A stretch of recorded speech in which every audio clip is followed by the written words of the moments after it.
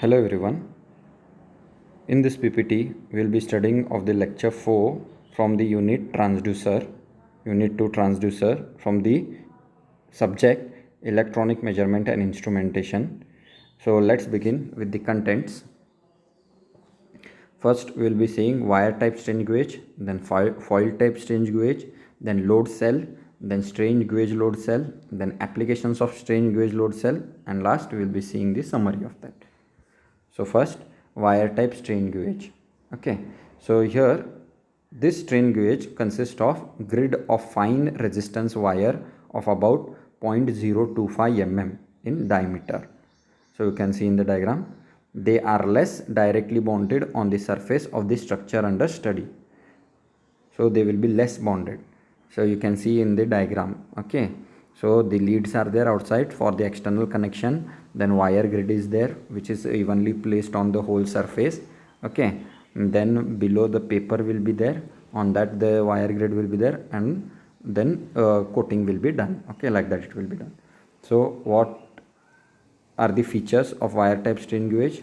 They should have a high value of gauge factor. The resistance of wire type strain gauge should be as high as possible. Then they should have low resistance temperature coefficient. The wire type strain gauge should have linear characteristics, and they should have good frequency response. Okay.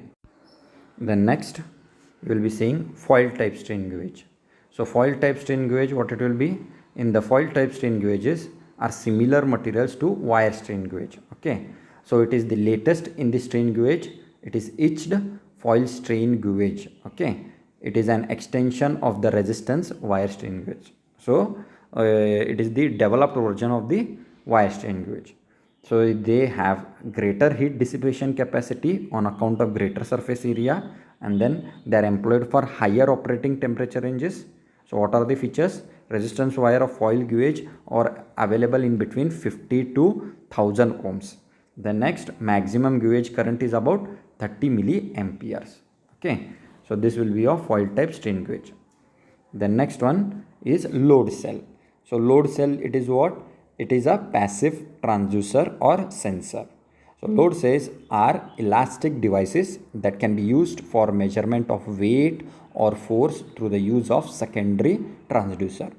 So here it converts what? Applied force or load into electric signal.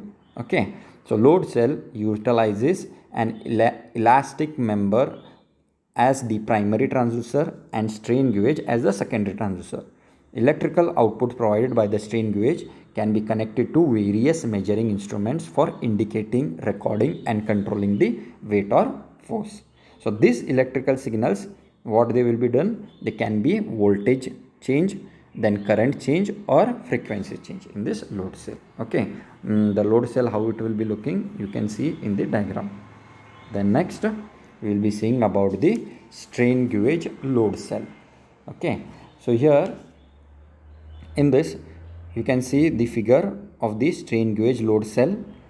Okay, the load on top, the load will be given, then in between what it will be there, the strain gauge will be there, and below also you can provide the load, both the sides the force is applied, top and bottom. Okay, and between the strain gauge will be there.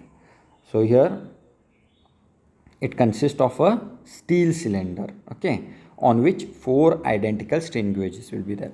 So there will be 4 strain gauges will be there. Okay, then the gauge R1 and RG, you can see in the schematic diagram, R1 and RG, what they are? These are along the direction of the applied load. They are along the direction of the applied load. And the gauge R2 and R3 are attached circumferentially to gauge R1 and RG. All the 4 gauges are connected electrical to the 4 limbs of the Wheatstone bridge circuit. So they are connected to the 4 limbs. Okay. Then when there is no load on the cell, all the 4 gauge have the same resistance. So what they will be having when there is no load, all the 4 will be having the what? Same resistance, that is R1 is equal to R2 is equal to R3 is equal to RG. The bridge is balanced and the output voltage is 0 when there is no load. Okay. Then next, applications of strain gauges. Okay, So what are the applications? Road vehicle weighing devices, you can see in the diagram.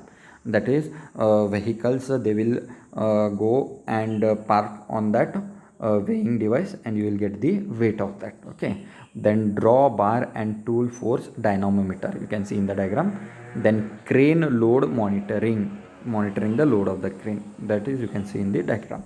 Okay, the next summary: load cells are elastic devices that can be used for measurement of weight or force. Okay, by this we are completing this lecture. Thank you.